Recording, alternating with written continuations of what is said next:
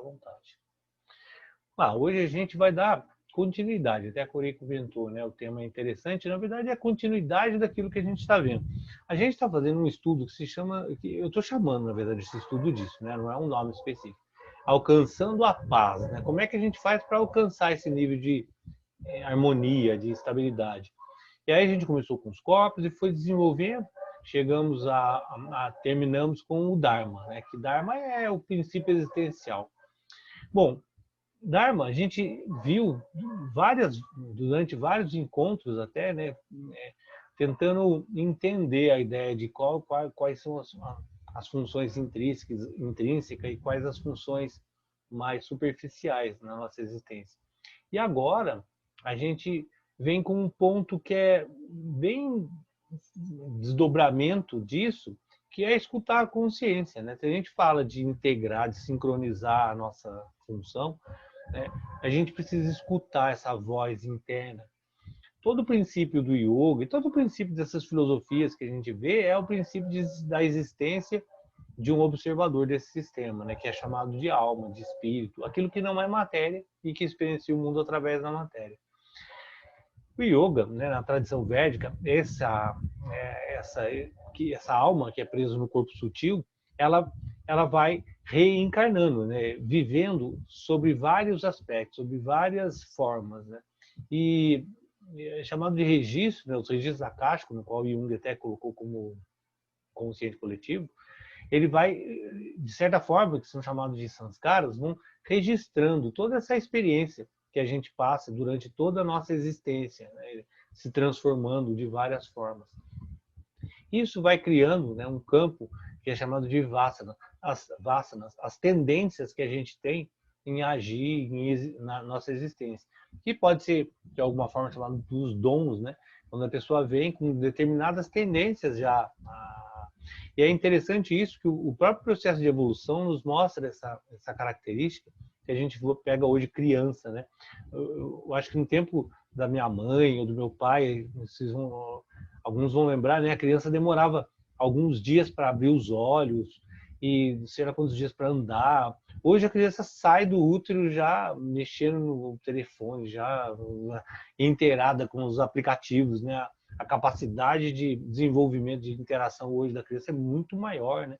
Eu imagino, eu fico pensando, a minha geração, né, quando a gente tinha 15 anos, 13, 14 anos, era bobão, era uma criança, né? Parecia, eu acho que se pegar uma criança de 12 anos, na minha geração, e colocar hoje, 12 anos, é quase que uma pessoa retardada. Hoje, a percepção do mundo é outra, né? O desenvolvimento é outro, porque vai desenvolvendo, né, essa genética, essa continuidade de desenvolvimento, isso vai ficando arquivado. Então, o que se coloca? Né? Eu vou colocar os slides para a gente ir acompanhando, mas qual é o primeiro princípio?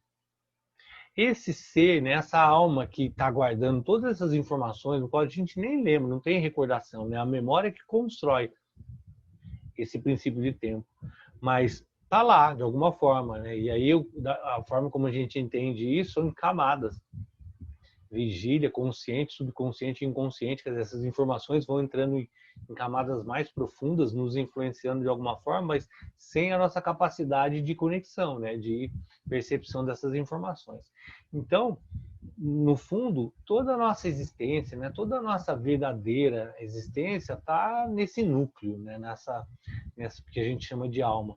Se a gente consegue, de alguma forma, né, que a gente vai ver agora isso, né, trazer um princípio de pureza, né, de não contaminação do sistema mental, a gente consegue acessar essas informações profundas, né, essa voz, essa consciência, essa voz da alma. Então, vamos lá, vou colocar os slides. A Curi falou, né? E realmente esse assunto é bem interessante, porque é a nossa existência mais verdadeira, né?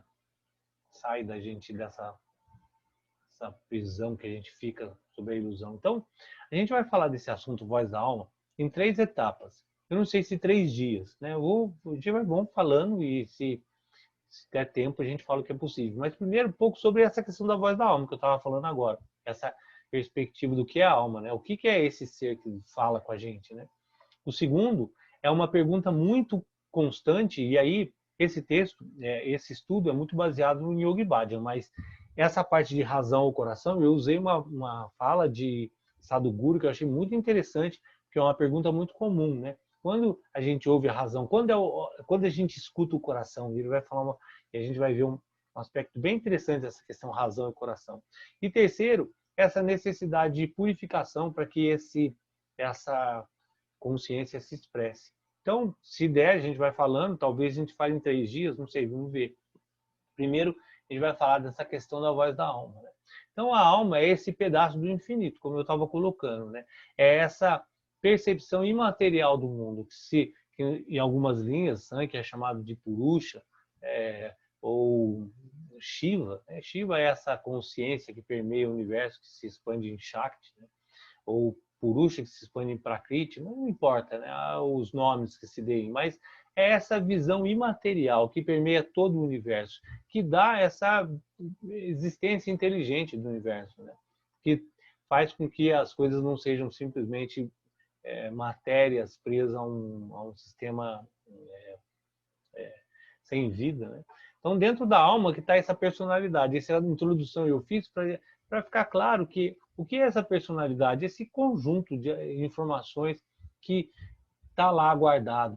E o que acontece com essas informações? Ela fica encoberta por um processo analítico mental. E esse processo analítico, eu já falei diversas vezes, é sempre limitado ao campo de informações que a gente tem, a cultura, a forma como a gente interpreta. Então, sempre quando há uma lógica racional mental, ela sempre vai ter uma perspectiva limitada e uma perspectiva bem que encobre, né, toda essa realidade que já é da alma, né, que já está em si.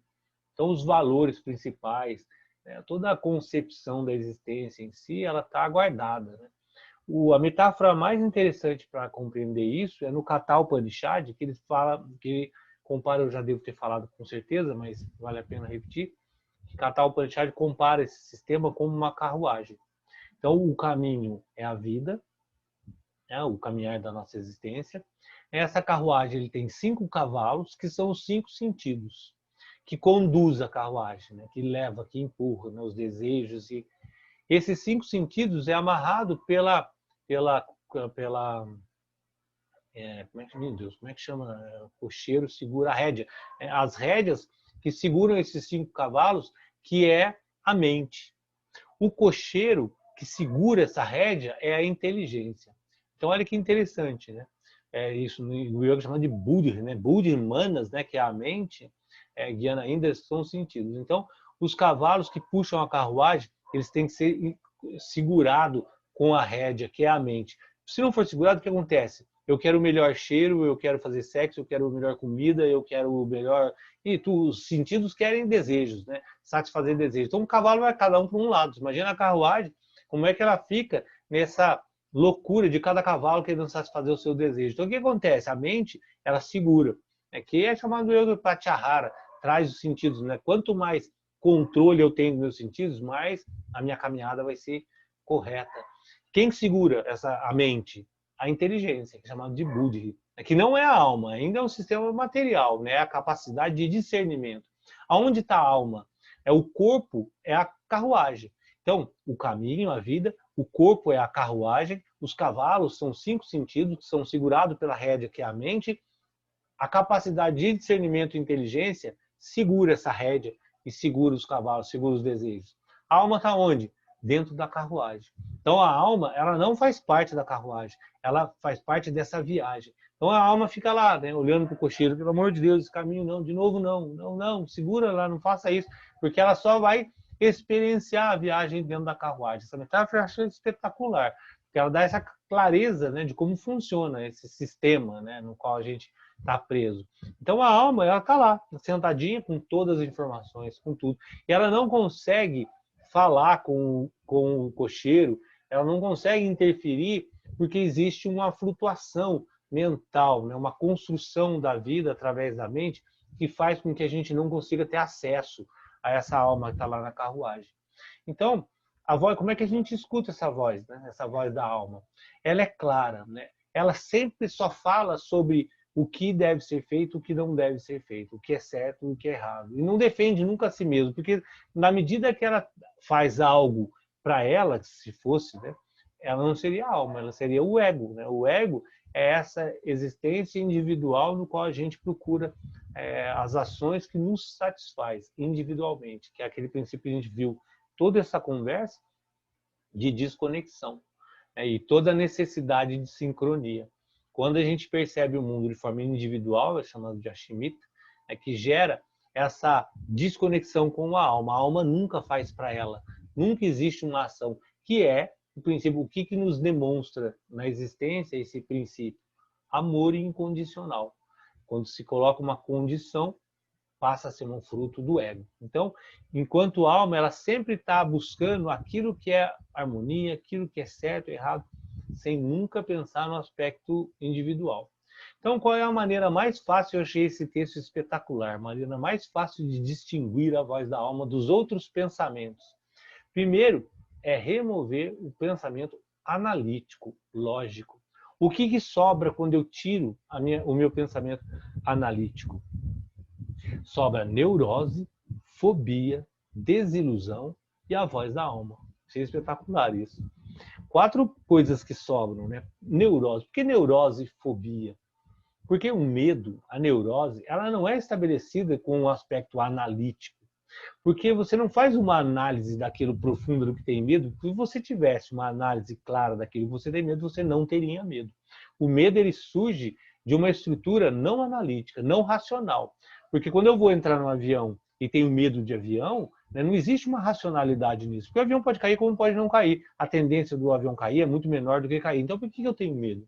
Por que eu tenho neurose? Por que eu tenho desilusão? Essa palavra desilusão, ela é muito interessante compreender, porque no yoga, o grande princípio de apego e de identificação com esse mundo dessas flutuações mentais é justamente o nome chamado de Maya, que uma das traduções pode ser ilusão. Então, quando você fica desiludido, que a gente utiliza muito isso no sentido negativo, ele tem um aspecto positivo, porque você sai da ilusão. Na medida que você sai da ilusão, você encontra uma realidade. Então, neurose, fobia e desilusão são aspectos fora da mente analítica.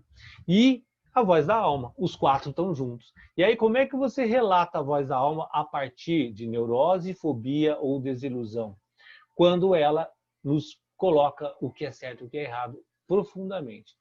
Sem aspecto analítico, porque quando entra a análise, a lógica, eu estou buscando algo para mim. E aí a gente cai lá naquela estrutura de valores que a gente já viu em algum momento, né? Mas se não viu, que é uma estrutura que determina nossas ações, aquilo que me traz bem-estar. E aí, quando eu entro nesse mérito do que me traz bem-estar, eu uso absolutamente uma estrutura de ego, aquilo que faz bem para mim. Sempre sobrepõe a todas as ações. Aí a necessidade da compreensão dos valores universais. Mas enquanto não é compreendido, a nossa ação é sempre gerada buscando uma satisfação pessoal. Então a gente cai sempre nesse princípio egóico de buscar algo para mim. Buscar algo para mim significa o quê? Eu analisar a situação e buscar a melhor que serve para mim. É o pensamento analítico. Quando eu saio desse pensamento analítico, eu cesso essa visão lógica e analítica, eu entro na percepção daquilo profundamente, o que é certo e o que é errado, que a gente viu no Dharma. O que o Dharma nos induz no caminho? Aquilo que profundamente é o que deve ser feito e o que não deve ser feito. Sem o pensamento analítico, volto a insistir, porque a análise ela sempre justifica. Sempre a nossa mente ela cria uma estrutura de justificativa para a gente realizar aquela ação, dizendo que aquilo é melhor. Porque senão não realizava. Percebe? É claro que eu só realizo uma ação quando internamente a minha mente constrói uma base para dizer que aquilo é correto, mas no aspecto egóico. Mas mesmo assim, lá no fundo, eu posso dizer que não. E aí eu vou dar alguns exemplos que estão muito fundamentados sobre a estrutura de valores.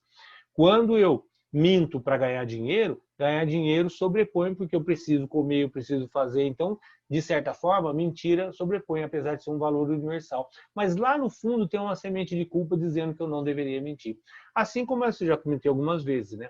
ajudar as pessoas. Você passa na rua, eu vou dar dinheiro, vai comprar droga, ele vai fazer não sei o quê, um monte de coisa que ele pode me assaltar se eu estiver em cidades mais perigosas. Um monte de justificativas a mente vai gerar para que eu não ajude. Mas lá no fundo, o que eu devo fazer? Ajudar as pessoas sempre, em qualquer situação.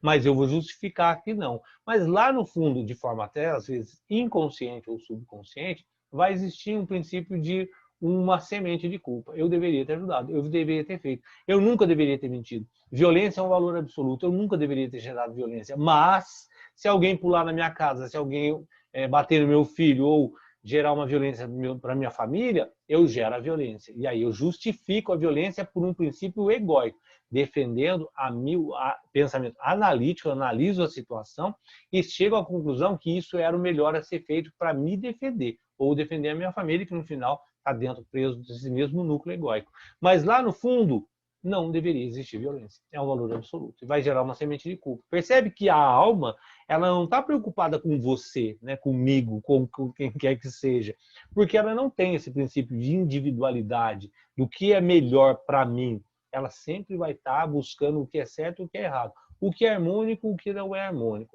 O resto é fundamentado no medo. Se eu defendo a minha família, eu tenho medo de perder, eu tenho medo de não estar com meus... Enfim, toda a estrutura de identificação, ela se fundamenta no medo de eu perder aquilo que eu sou identificado, seja o que for, seja emocional, seja uma situação mais sutil ou mais grosseira. Então, fobia e medo, elas estão relacionadas. E aí o Biden coloca uma frase interessante, e aí colocando desilusão como um princípio de realização da realidade. Não é ruim. Ser desiludido é a melhor coisa que a gente pode encontrar na nossa existência, sair da ilusão.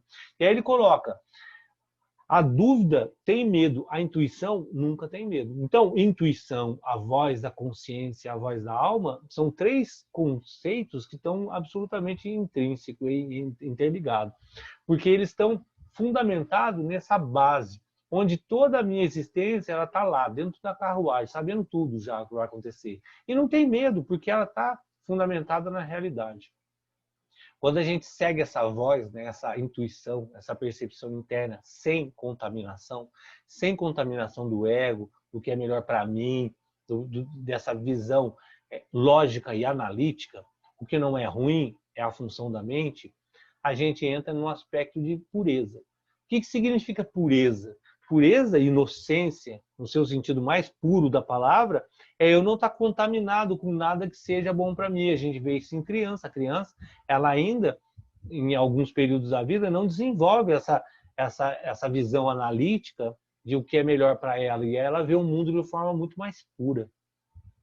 Isso não é que não vai trazer dor ou sofrimento. Então ele coloca, portanto, não obstante encontrar dor ou sofrimento, que é da natureza, né? Não vai porque a gente encontra a voz da alma, tudo vai dar certo, eu não vou sofrer e nada vai acontecer. Claro que não, né?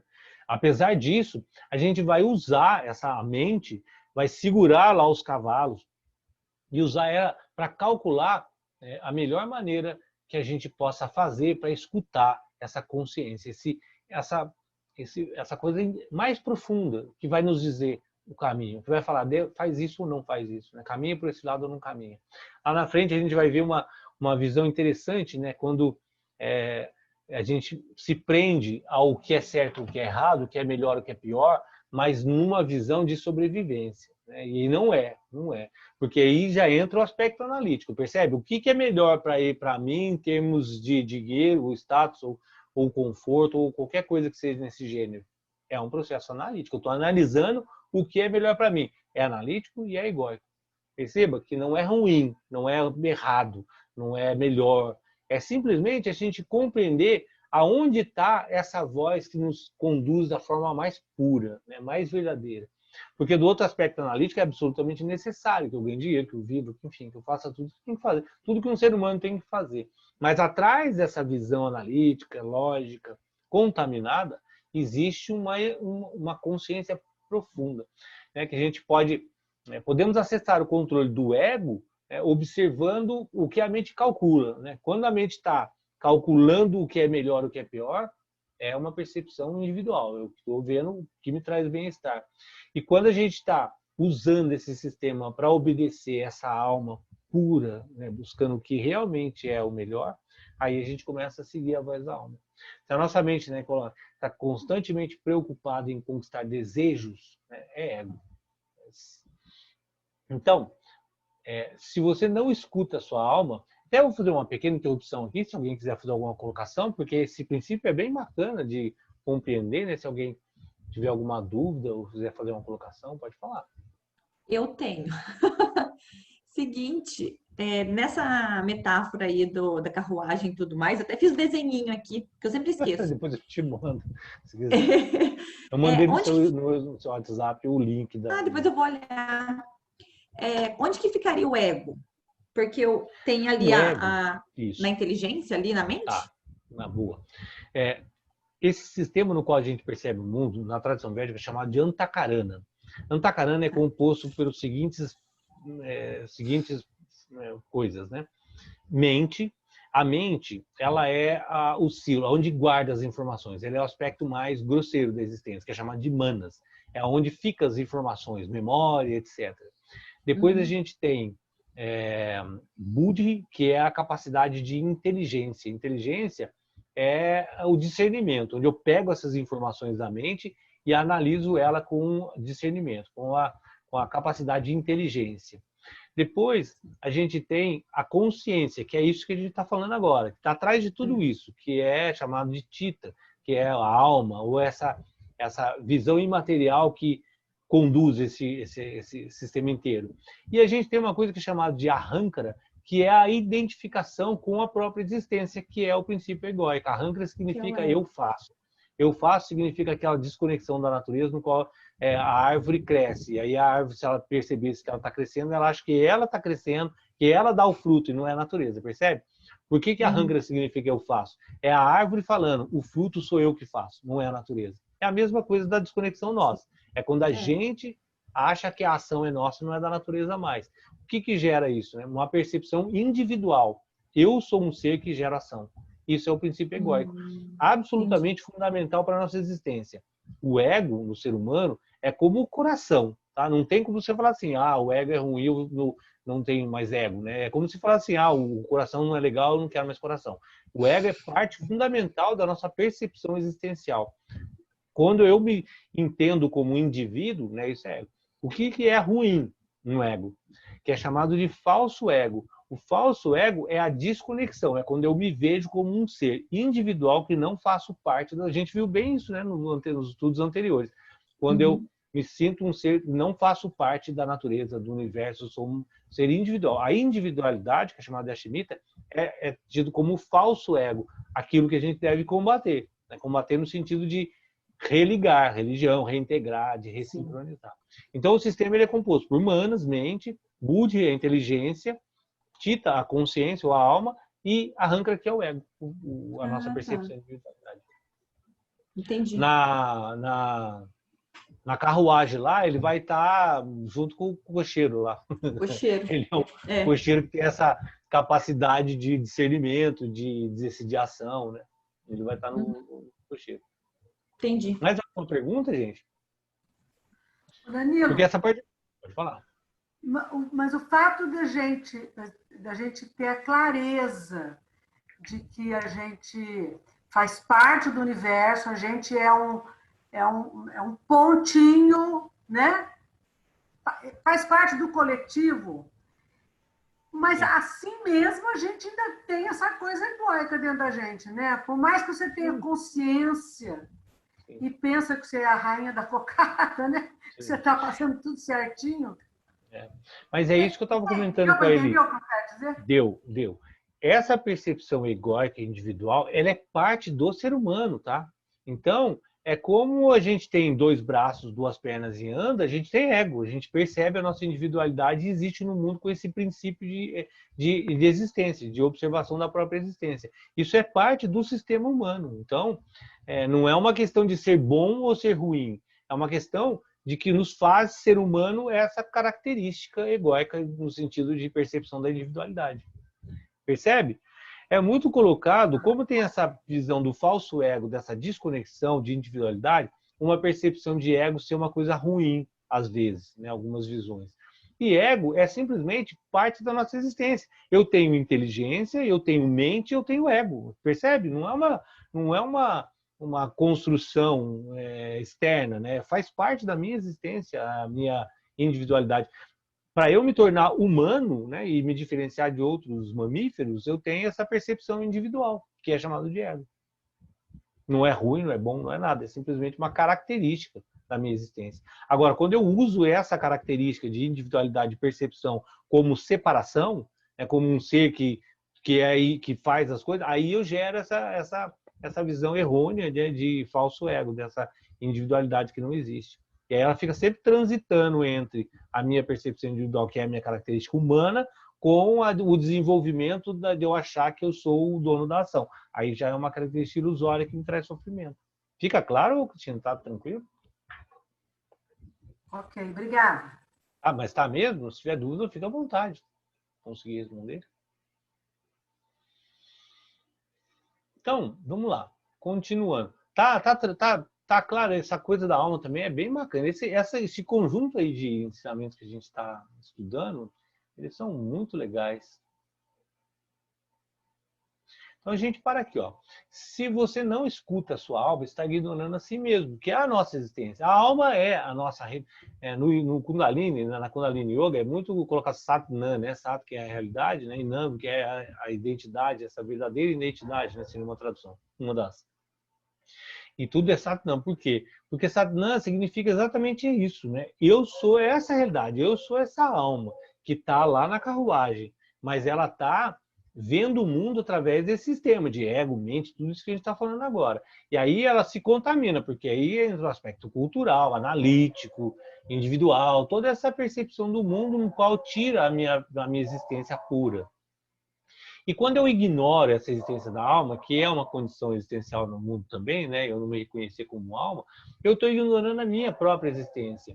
E aí ele coloca uma construção interessante, né? Se você não segue sua alma, você está traindo a sua própria existência, né? E quando você trai a si mesmo, você não gosta, ninguém gosta de um traidor, né? Ninguém gosta de não agir da forma como deveria.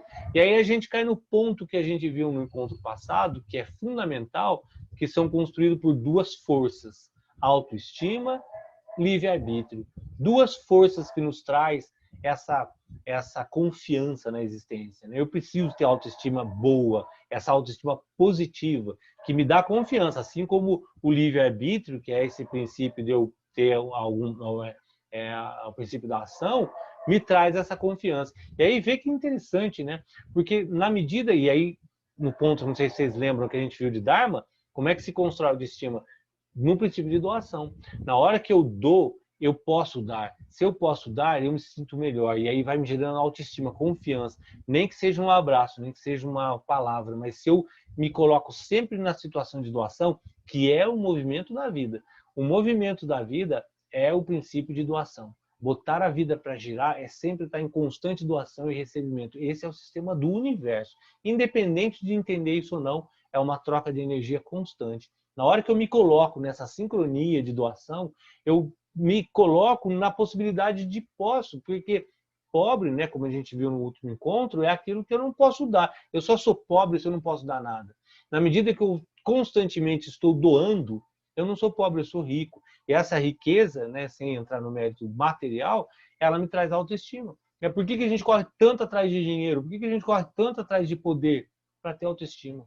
Para a gente se sentir melhor, para a gente se sentir na posição superior. E aí toda a escala de poder e toda a distorção dessa energia, ela se fundamenta nessa postura de estar acima do outro.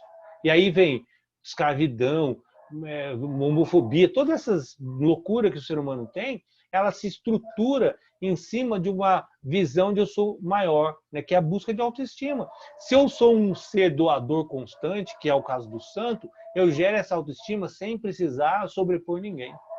É muito interessante essa visão, porque essa construção de autoestima ela é fundamental para a gente sair desse princípio. Aí quando ele fala, você não trai a si mesmo, que é escutar a sua própria consciência, você gera o mesmo princípio de autoestima, livre-arbítrio, que constrói confiança, constrói a base da nossa existência verdadeira. E aí são aqueles seres que entram no lugar e emanam luz, e emanam estabilidade, confiança, porque ele está estruturado em si. Ele não precisa ser nada, ele não precisa de roupa, não precisa de marca, não precisa falar nada, não precisa construir frases mirabolantes, simplesmente ele é. E aí, quando ele chega nesse ponto, ele está sincronizado com a sua existência da alma, né? Então, não há diferença entre consciência e voz da alma. É uma unidade, né? Um sistema só. Cada pessoa tem uma consciência diferente. Então, é esse princípio de que o que importa é eu encontrar a minha existência, que a gente viu muito isso no princípio dármico, né? O princípio dármico, ele dá essa base para que a gente encontre o nosso propósito da vida, que é um dos pontos também fundamentais do ser humano. O que eu estou fazendo nesse mundo. Quando eu busco propósito, na verdade, eu estou buscando todo esse encontro com a minha existência. É isso que a gente busca, de diversas formas que são criadas mentais, né? Mas, no fundo, eu estou tentando achar o propósito, minha função, para que eu encontre o meu princípio de autoestima, de segurança, de confiança, para que eu encontre a minha posição no mundo, a minha realidade. E cada um busca isso de uma forma. Por isso, diversas rotas com diversas setas, que são as religiões, as filosofias diferentes. Cada um tem uma cultura, cada um vive num momento da vida, cada um tem uma estrutura de compreensão, de percepção. No workshop que eu fiz na Nova Gokula, uma menina falou uma coisa muito legal dentro desse aspecto, que é assim, ela era, eu não lembro se ela era daltônica ou ela tinha alguma diferenciação visual na forma de ver, né? E aí eu estava falando sobre a questão dos sentidos, né? A conexão que é feita no mundo através dos sentidos. Ela falou, mas e quem enxerga de forma diferente? Percebe? Quem enxerga de forma diferente não tem nada de melhor nem de pior, simplesmente é diferente, só isso. Ela só vê o mundo com alguma característica diferente porque o sentido dela tem uma diferença do outro. Não é melhor, não é mais, não é menos, não é defeito, não é nada. É simplesmente a forma como ela concebe as informações e constrói a percepção do mundo é diferente.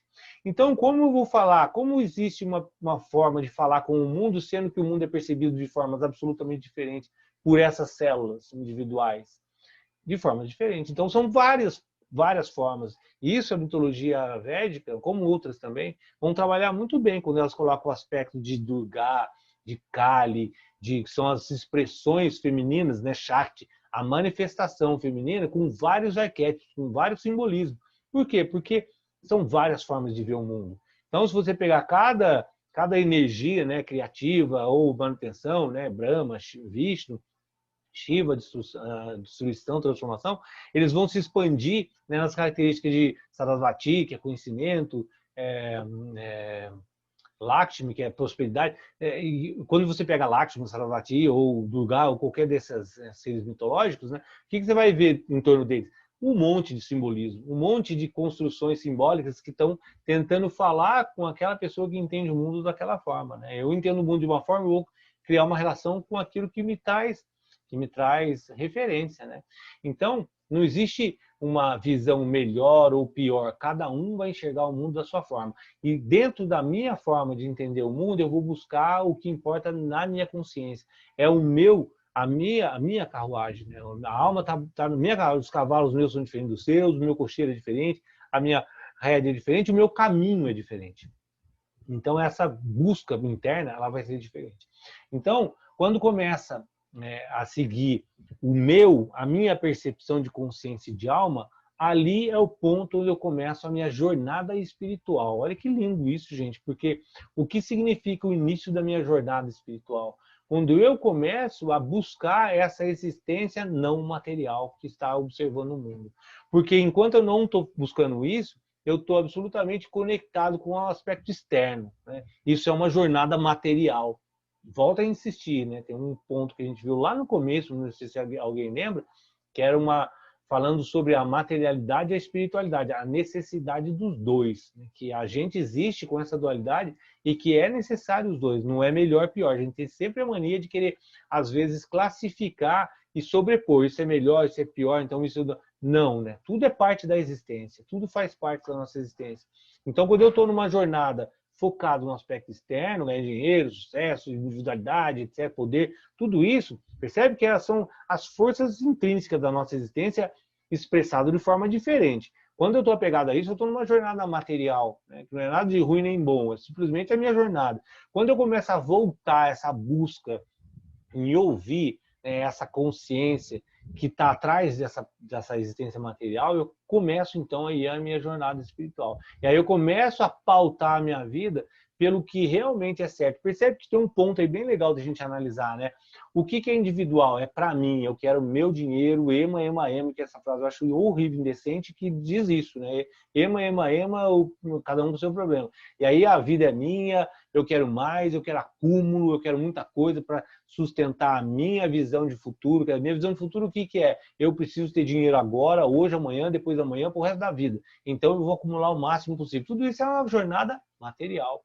Quando eu começo uma percepção de uma jornada espiritual, o que eu começo a analisar? O que é certo, o que é errado? Se eu tenho demais, falta para o outro. O que é certo? Lá no fundo a alma vai falar para você, está errado. Percebe? Que é o princípio de Asteia, não roubar. Não roubar não significa eu tirar de alguém, significa usar aquilo que é necessário. Não é necessário.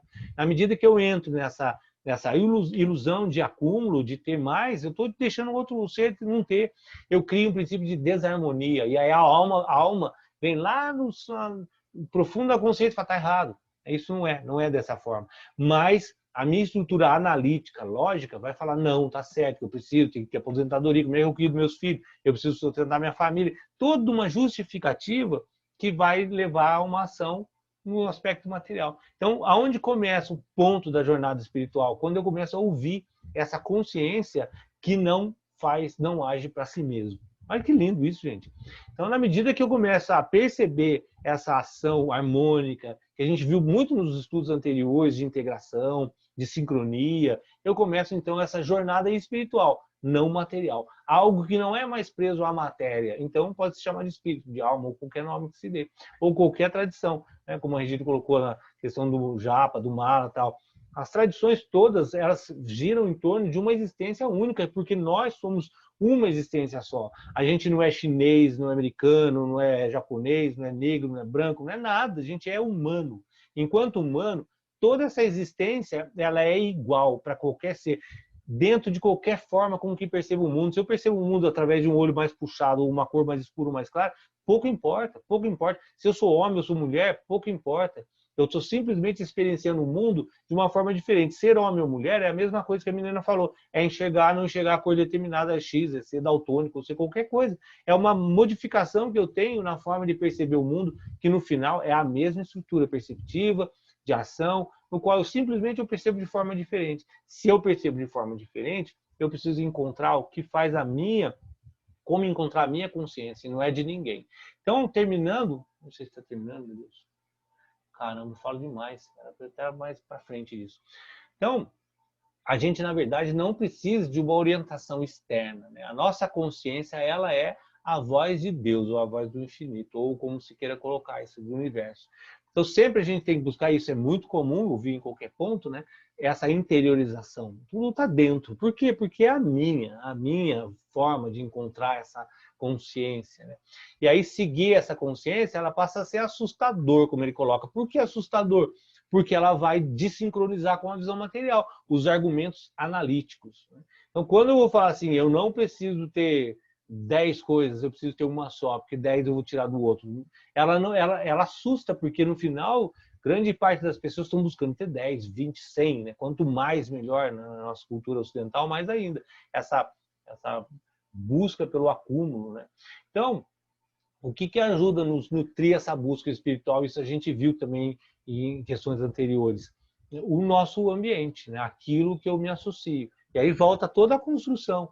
A alimentação, a minha casa, o meu trabalho, as pessoas, o que eu leio, o que eu vivo, tudo daquilo que eu me alimento. Quanto mais eu nutro o meu entorno, de forma que ele me dê condições para buscar isso, né? Eu vou ter uma condição mais fácil. Eu fiz uma ressalva aí de Dayananda quando ele fala a não ser seres doutrinados ou condicionados. Isso é um ponto bem triste da nossa existência. Porque se você pegar a doutrinação ou condicionamento, pode ser na mesma raiz aí, é aquele ser que vai falar assim, ele nasceu e foi construído dentro de uma ideia de que se ele fizer determinada coisa, ele vai para o céu ou para o inferno, e que vai ser... Enfim, ele é doutrinado, e aí a ação dele não tem mais uma clareza, não tem mais a pureza. E aí ele mata em nome de várias coisas que a gente já viu aí no mundo muito louco, né? Porque ele está absolutamente condicionado naquela situação. Se não está condicionado ou doutrinado nesse nível, existe lá no fundo uma vozinha dizendo tá certo ou não tá. Então, se eu mato, me justifico que eu estou matando uma pessoa por aspecto religioso ou qualquer que seja, é porque a minha mente está absolutamente condicionada. Né? Porque se não tiver condicionada, lá no fundo eu vou gerar um sentimento de culpa. Eu não deveria ter feito. Eu não deveria ter feito, que é o que a alma vai sempre nos guiar. Então, as religiões elas são formadas com esse objetivo. Né? O que é uma religião? Uma forma de tentar religar a gente a essa estrutura de desconexão no qual a gente está preso. Existe um fundador ou um guia, né? E esse guia, o que deveria ser? Alguém que já trilhou esse caminho. Alguém que já passou por esse terreno e está nos tentando facilitar esse caminho. Né? Esse deveria ser o papel dos guias, né? Dos fundadores das religiões e dessas coisas todas que a gente vê. O trabalho dele é tirar as armadilhas. Você está entrando numa nova jornada, né? E essa jornada ela vai ter várias armadilhas. E a armadilha, todas elas, são fundamentadas na percepção egóica. Eu faço para mim. Quando eu volto à questão de fazer para mim, eu volto ao princípio da materialidade. É um jogo, né, entre os sentidos nos puxando para a materialidade e o cocheiro puxando os cavalos, tentando com que a gente retorne à percepção de escutar a alma que está lá dentro da carruagem. Quando os cavalos são desembestados, a alma pode gritar o que for lá, que a carruagem não vai tá completamente solta. Então, segurar os sentidos, trazer para dentro, aquietar esse caminho para escutar a voz da alma. Então, é essa luta constante, né? Que é chamada de boga, né? Boga empurra os desejos para os sentidos, ou eu desenvolvo a minha consciência, vou controlando isso e vou estabelecendo uma visão, uma jornada espiritual, buscando isso que está fora dessa questão material. Então, deu certo aí. A gente vai chegando no final, então, que o grande ponto é ego espiritual. Né? Quando eu começo a minha jornada, me afasto do aspecto material, né? Começo a me afastar dessa... É interessante, né, que essa jornada ela vai acontecer na vida da gente, querendo ou não, né? Porque a construção da vida humana ela é feita de uma forma para que a gente entenda isso. Como é que a gente aprende isso, querendo ou não? Fica no velho morrendo. Porque no final, quando a gente é jovem, a gente é o centro do universo, pode tudo, adolescente, quando é moço, constrói, posso fazer tudo, o mundo está à minha disposição, eu viajo, eu construo, faço, aconteça, vai chegando um ponto que você vai ficando velho e tudo vai desmaterializando, querendo você ou não. E aí existe uma natural, começa a se pensar, e aí, o que eu vou fazer daqui para frente, que eu vou morrer. Não tem jeito, o meu corpo não tem controle sobre ele. Então essa busca espiritual, que é algo além da matéria, ela vai empurrar o ser humano para ela, querendo ou não. E enquanto eu estou fazendo, aí chega num ponto, né, que pode ser independente da idade, quando começa essa jornada espiritual, como foi colocado, essa jornada espiritual ela começa a ocorrer nessa busca de desmaterialização, que vai acontecer ficando velho. O que é velho? Né? Desmaterializa o corpo. Quando eu vou me afastando da materialidade, buscando essa percepção, né, não material. Só que aí eu começo a usar essa percepção material como ganho e reconhecimento, exatamente como a visão material, percebe? Isso se chama de ego espiritual, quando eu começo a usar essa visão não material, mas com os mesmos fins materiais. E aí a religião ela cai para um campo absolutamente desconectado de novo. A religião ela tem a função de nos religar, nos realinhar e nos nutrir, para que a gente tenha a nossa consciência. Quando ela usa o aspecto doutrinário para que ela conduza a um outro aspecto, já não tem a sua função mais pura, que é nos levar ao acesso a essa consciência, é nos tirar os obstáculos, nos ajudar nos dar a mão e conduzir a gente nessa jornada e nos tirando dessas armadilhas, né, de condições egóicas. Então, quando a gente escuta a consciência dos outros, a gente perde a nossa divindade. A divindade, o que é divindade? É a nossa capacidade de sublimar a nossa existência humana. Isso é ser divino. Na hora que eu consigo sublimar minha mente, sublimar as condições, os condicionamentos mentais, físicos e toda essa percepção limitada, eu me transformo em divino. Só vou conseguir ser divino quando eu escuto a minha existência e quando eu afloro essa possibilidade de transcendência de ser humano. E quando eu escuto os outros, eu fico preso nessa conexão material, né? Numa visão que não é minha. Daí eu perco essa capacidade divina.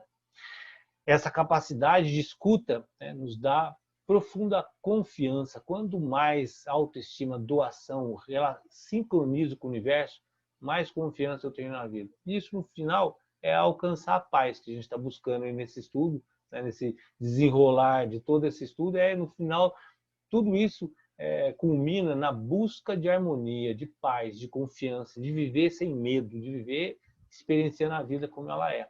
E o que a gente precisa para isso? Purificar o nosso sistema, e essa é a função fundamental do yoga. A gente vai fazer as práticas dessa semana fundamentado nisso. Fluxo, vinyasa, meditação. A meditação de quarta-feira não percam, vai ser uma meditação linda que vai ter uma preparação, e depois a gente vai fazer uma meditação dos 4 paules de escuta profunda do Japji. É super linda a gravação, a versão, olha, não percam porque vai ser uma experiência bem, bem bacana. E essa semana, na verdade, a vida da gente, né, é buscar essa purificação, essa internalização. E aí, quando a gente tem essa possibilidade, ele coloca no final, analisando as probabilidades, no final, deixa que o universo vai fazer aquilo que tem que ser feito. Qual que vai ser o próximo passo da nossa conversa, né? Agora eu vou parar para a gente trocar ideia e ver o que vocês perceberam e perguntas, mas só para dar o final dessa condução, né? O que a gente vai ver agora? Razão e coração. A pergunta que nunca se cala. Quem que eu devo seguir? O meu coração ou a minha razão, né? Esse aspecto analítico. Como é que eu diferencio isso? Como é que eu escuto o meu coração? E aí tem uma coisa bem bacana que eu tirei do Sadhguru, que ele vai falar sobre esse aspecto. E lá no final, né, na terceira fase dessa conversa sobre voz da alma, a gente vai falar sobre purificação, que é o ponto fundamental. Eu preciso manter o meu sistema limpo, claro, puro, para que essa voz aflore. Então, fiquem à vontade para perguntar. Acho que deu certinho aí o que era para hoje. Mas é uma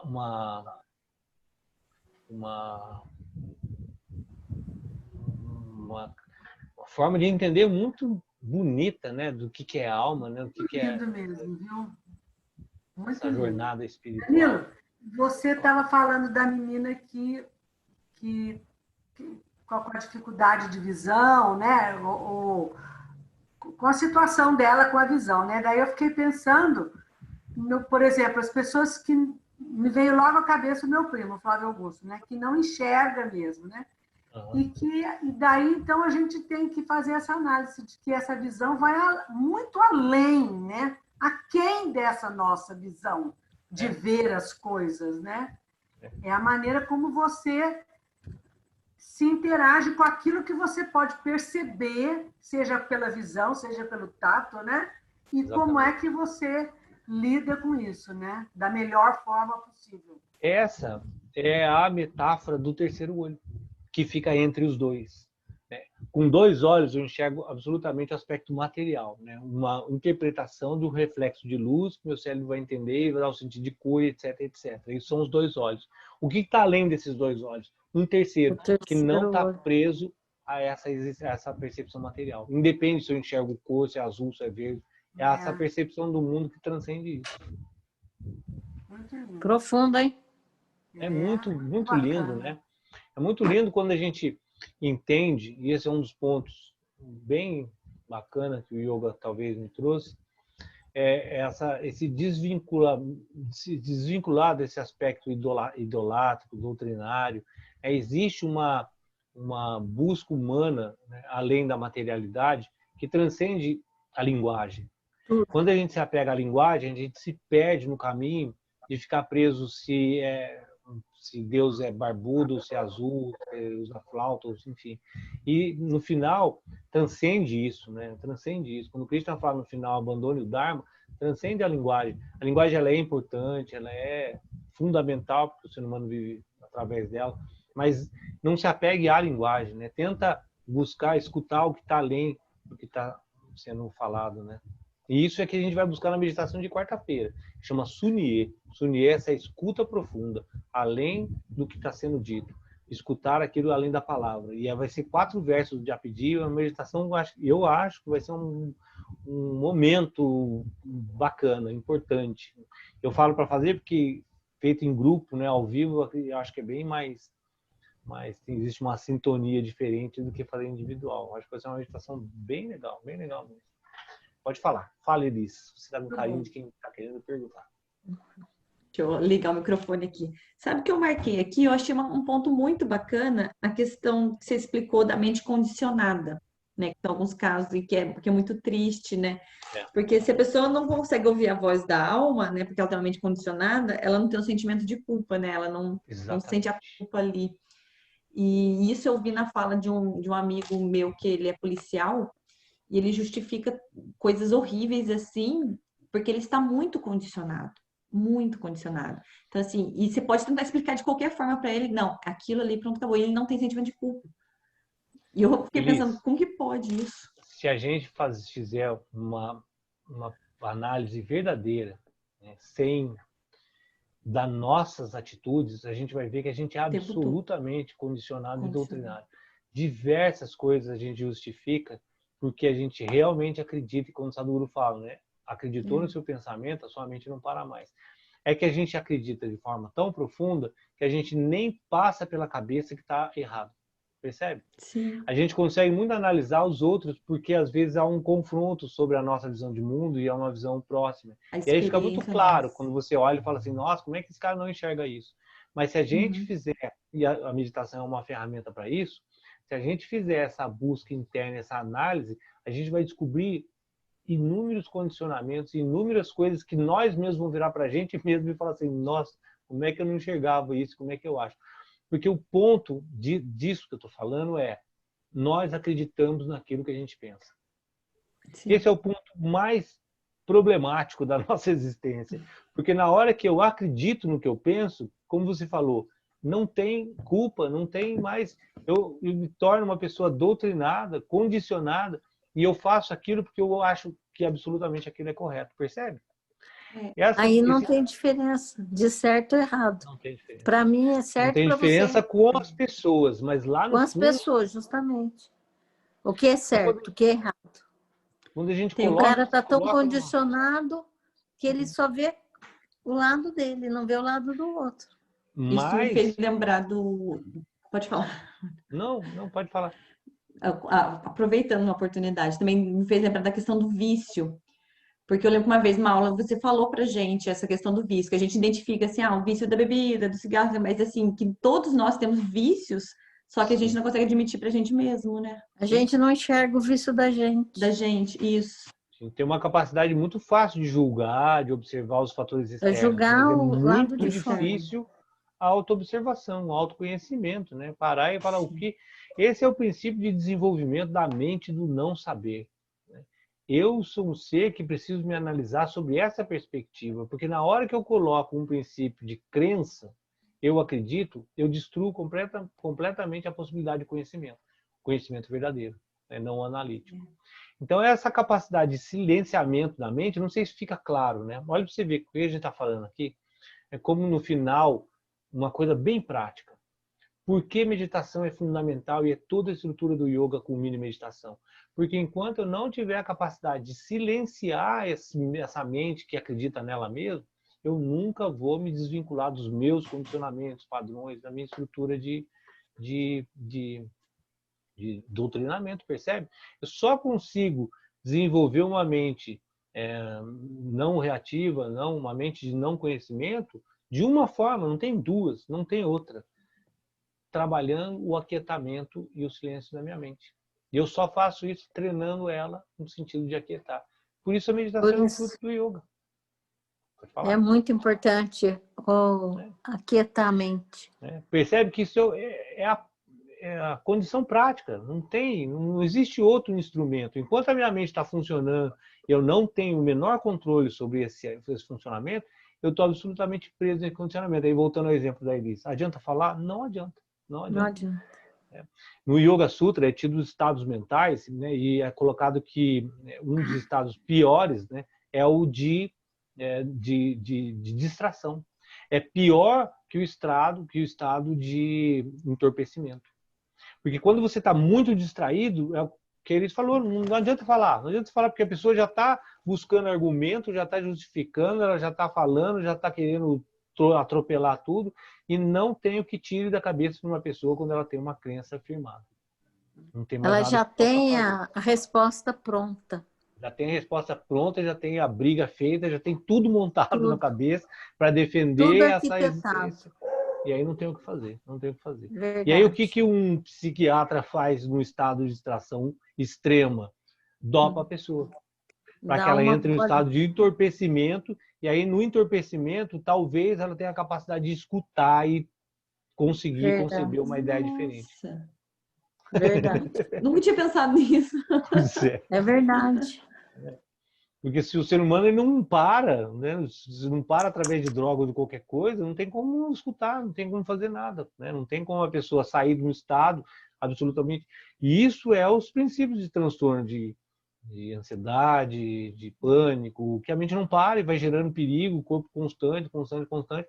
Por isso mesmo os medicamentos, por isso o exercício. Por isso, se você perceber, a maior parte das pessoas ansiosas, elas acabam caindo para correr 1.000 quilômetros, subir, fazer, nadar, fazer tudo ao mesmo tempo. Por quê? Porque ela precisa gastar energia para entrar no estado de entorpecimento. A mente precisa acalmar de alguma forma. Gastar essa energia, né, que fica constante na cabeça. E aí, quando você consegue um estado de controle mínimo que seja, que é através das posturas, através de respiração, levar a sua mente ao aquietamento e meditação, a sua vida muda completamente. Isso num aspecto prático, né? Não é uma conversa de falar a meditação é muito legal porque, sei lá, tá na Globo lá e passa sei lá, no live nos Estados Unidos. É porque é fundamental você manter a sua mente no estado de quietude. Diminuir essa Silenciar a viagem. mente. Verdade. Também acho. Muito legal a aula hoje, viu? Muito legal, né? Todas. A de segunda que vem vai ser muito legal também, porque a gente vai fazer essa comparação de que é muito usada essa metáfora do coração, né? Escutar a voz do coração. Eu achei uma forma muito interessante de abordar isso. Ah, sim, a Nádia. Uma ótima noite. É isso, gente. Fiquem à vontade. Se alguém tiver alguma pergunta, alguma colocação. Olha, Tamara, você tá com uma carinha aí de pensativa. Não, tô anotando, tô aqui. Tá igual eu. Pois é, tô aqui. Danilo, pode Vão falar. ocorrendo as coisas, né? E aí, opa, isso aqui é importante. Eu gostei dessa visão do envelhecer, desmaterializar, né? Nossa, eu achei isso muito bacana.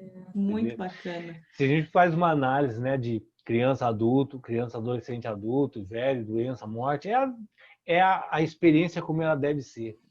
A gente tem uma cabeça, entende o mundo, transforma, a consciência cresce, o suporte é diferente, a vida muda, de criança passa adolescente, toda a percepção do mundo é diferente, os apegos são outros, aí a gente se torna adulto, a construção, a mente vai se transformando. Se você vê, a vida é a flor nascendo e exalando o perfume, é a natureza, nada mais que isso, né? A natureza, ela conduz a existência da forma como é, como tem que ser. A gente é que viaja.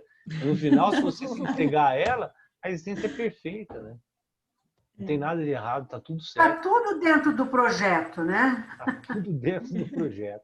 A gente que atribui bom, ruim, legal, fica preso nisso. Acredita, crença, acredita nessas coisas. Mas no final tá tudo certo, tá tudo certo. O que vier, tem que vir e tá tudo certo sempre. E haja humildade, né? Para a gente aceitar tudo que quer, entender. Humildade e desprendimento desse falso ego que a Elis colocou, né? O ego é natural, mas o falso ego é que tudo tem que dar certo para mim. Percebe? Essa é a existência de sofrimento. O mundo inteiro tem que girar em torno para que eu fique feliz, para que todas as coisas aconteçam e que não me aborreça nunca, porque quando me aborrece, o mundo não é como deveria ser.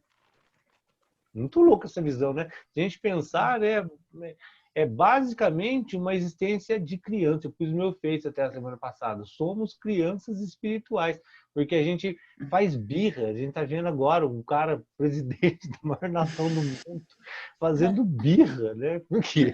Porque eu não quero perder. Eu sou o centro do universo, eu não posso perder. Tudo tem que ser funcionando para que eu me satisfaça. Olha que louco, gente. Olha que louco. Nós não estamos falando do Putin, sem nenhum demérito ao Putin. É uma cidade muito bonita, mas em termos de importância no mundo. Nós estamos falando da maior potência do mundo ter um cidadão que briga de birra. Não vou falar, não vou aceitar. Não quero conversa com ninguém. Imagina, imagina.